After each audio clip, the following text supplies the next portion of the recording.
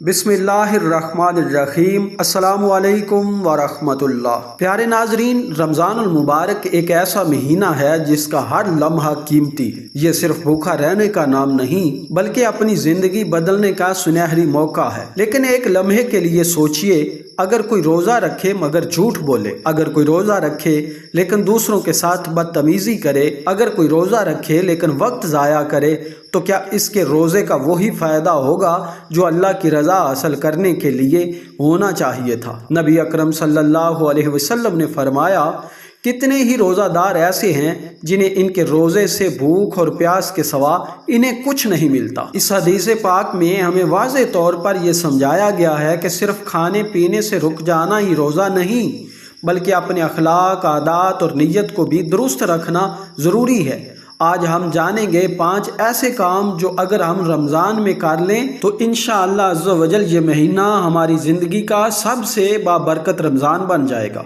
आप ये वीडियो आखिर तक देखें क्योंकि 5वां पॉइंट सबसे ज़्यादा ख़ास है। नंबर 1, ज़ुबान की हिफाजत और बदकलामी से बचना। जो शख्स झूठ, गीबत और बदकलामी नहीं छोड़ता, अल्लाह ताला को उसके भूखा प्यासा रहने की कोई ज़रूरत नहीं।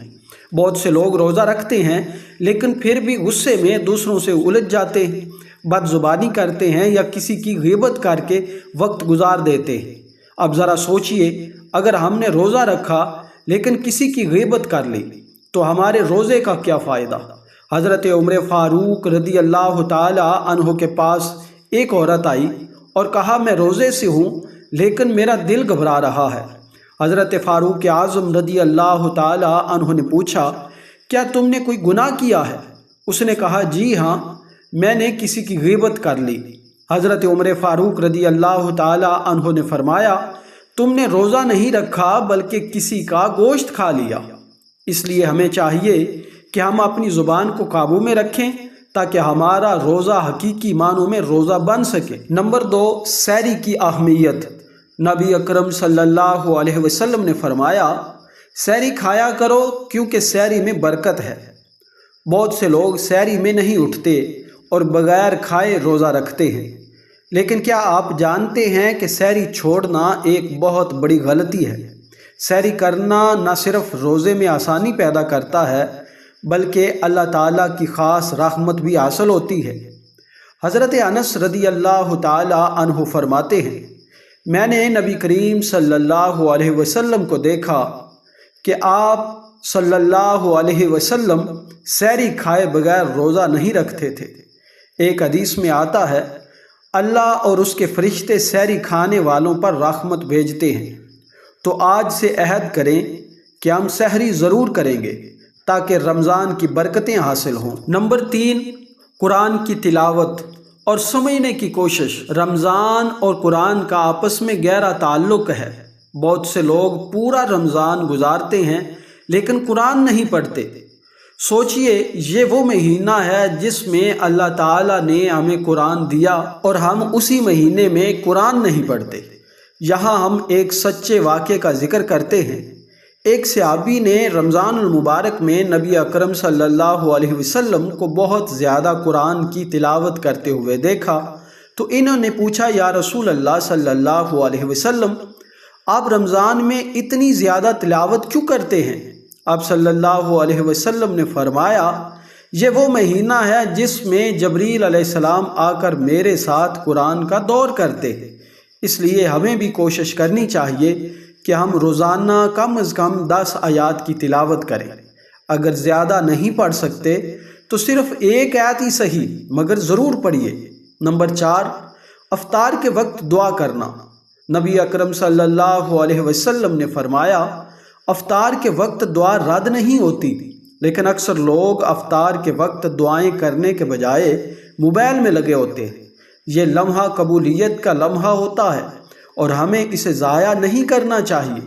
افطار کے وقت ایک خاص دعا ضرور کریں۔ اللہم لک صمت و بک آمنت و علیک توکلت علی رزقک افطرت۔ کیا آپ جانتے ہیں کہ جب ایک روزہ دار افطار کے وقت دعا کرتا ہے تو اللہ تعالیٰ اس کی تمام حاجات پوری کر دیتا ہے۔ آج سے افطار سے پہلے 5 منٹ صرف دعا کے لیے نکالیے، آپ دیکھیں گے کہ کیسے اللہ تعالیٰ آپ کی زندگی بدل دیتا ہے۔ نمبر 5، دوسروں کی مدد کرنا۔ نبی اکرم صلی اللہ علیہ وسلم نے فرمایا، جو کسی روزہ دار کو افطار کرائے اسے روزہ رکھنے والے کے برابر ثواب ملتا ہے۔ رمضان محض عبادت کا نام نہیں بلکہ دوسروں کی مدد کرنے کا مہینہ بھی ہے۔ کیا آپ جانتے ہیں جب ایک غریب آدمی کو کھانا کھلایا جاتا ہے تو اللہ تعالیٰ کھلانے والے کو جنت میں ایک جگہ عطا کرتا ہے۔ آپ کسی غریب کو افطار کروائیں، کسی کو کپڑے یا کھانے کا تحفہ دیں یا ضرورت مندوں کی مدد کریں تاکہ اللہ بھی آپ کی مدد کرے۔ یہ رمضان میں رحمتیں حاصل کرنے کا بہترین موقع ہے۔ نبی اکرم صلی اللہ علیہ وسلم نے فرمایا، صدقہ ہر بلا کو ٹال دیتا ہے اور عمر میں برکت کا سبب بنتا ہے۔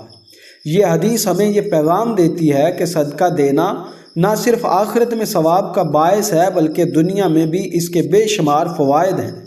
جب کوئی شخص اللہ کی راہ میں خرچ کرتا ہے تو اللہ تعالیٰ اسے مختلف آزمائشوں اور پریشانیوں سے محفوظ فرما دیتا ہے۔ صدقہ بیماریاں، حادثات اور دیگر مشکلات کو دور کرتا ہے اور انسان کی عمر میں برکت پیدا کرتا ہے، یعنی اس کی زندگی کو اچھے کاموں سے بھر دیتا ہے۔ نبی اکرم صلی اللہ علیہ وسلم نے فرمایا، سب سے بہترین صدقہ وہ ہے جو رمضان میں دیا جائے۔ رمضان المبارک کا مہینہ نیکیوں کے لیے سب سے زیادہ برکت والا مہینہ ہے۔ اس مہینے میں کیے جانے والے اعمال کا ثواب کئی گنا بڑھا دیا جاتا ہے اور خاص طور پر صدقہ دینے کا اجر بے حد زیادہ ہوتا ہے۔ اسی لیے نبی اکرم صلی اللہ علیہ وسلم نے رمضان میں صدقہ کرنے کو سب سے بہترین صدقہ قرار دیا تاکہ زیادہ سے زیادہ لوگ اس مہینے میں ضرورت مندوں کی مدد کریں اور اللہ تعالیٰ کی رضا حاصل کریں۔ یہ 5 کام کر کے آپ رمضان کی بے شمار برکتیں حاصل کر سکتے ہیں۔ اگر آپ چاہتے ہیں کہ یہ ویڈیو دوسرے مسلمان بھائیوں تک ضرور پہنچے اور زیادہ سے زیادہ لوگ اس کے ذریعے فائدہ حاصل کریں تو براہ کرم اس ویڈیو کو لائک کریں اور اپنے دوستوں اور عزیزوں کے ساتھ شیئر کریں اور کمنٹس میں اپنی قیمتی رائے کا اظہار ضرور کریں۔ آپ کے ایک شیئر سے شاید کسی کی زندگی میں مثبت تبدیلی آ جائے۔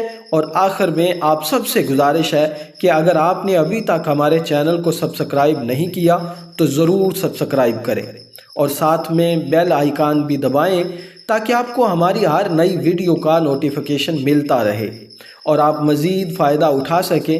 ہماری کوشش ہے کہ ہم آپ تک بہترین اور مستند اسلامی معلومات پہنچائیں تاکہ ہم سب مل کر دین کو سمجھیں اور اس پر عمل کریں۔ ہمیں دعا میں یاد رکھیے گا۔ ملتے ہیں اگلی ویڈیو میں، تب تک کے لیے اپنا بہت سا خیال رکھیے، خوش رہیں، عبادت میں وقت گزاریں اور دوسروں کے لیے آسانیاں پیدا کریں۔ السلام علیکم ورحمۃ اللہ وبرکاتہ۔